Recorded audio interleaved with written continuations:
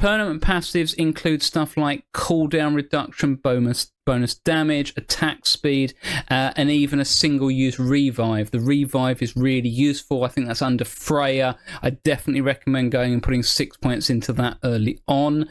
Made quite a difference, really helped me to get to grips with it. It means that you're going to be completing levels because normally you only get the 1 life to do it from. There's also Blasphemy. You get your standard rerolls and banishes. You also get seals, but you also get Blasphemy. I've only got 1 Blasphemy at the moment. There might be more coming, but that means that you can actually dismiss a whole god option, and I'm starting to play around with when you should actually use that. It seems like once you've picked 3 gods, you're then stuck with just those 3 gods and a class. You can't get rid of those, but because I've been playing around with this gold build and I'm using Loki actually gives you some penalties for picking any of his skills, although the skills are good. But what you can do is grab what you want and then use Blasphemy to get rid of him. So now you're only going to have your 2 gods left and your class, and that makes it a little bit easier. But I've only just started playing around with that. Before, I was using Blasphemy to get rid of one of the early god options, but I'm not sure that I was right there. Anyway, that lets you ban the god, or you can do economy focus boost, resource bonuses, and chest upgrades.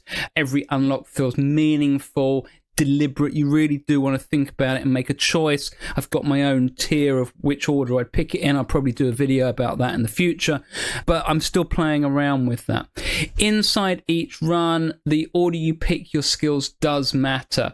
It matters a lot. Picking passives too early can be really good, but it can hinder you if you're not taking any auto cast skills.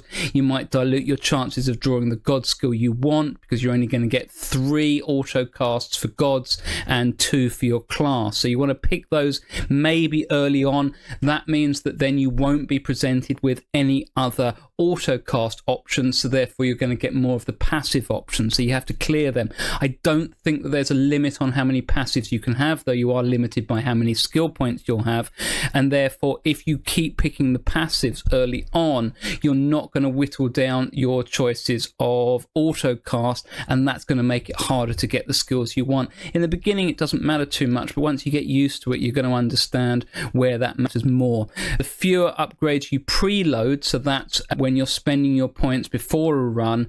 If you're going to pick new skills but you're not actually going to pick them, then there's no point spending those points because they're now going to be options that you might be presented with that you don't want, and that's going to use a reroll or something like that. So it's quite smart how you do it. A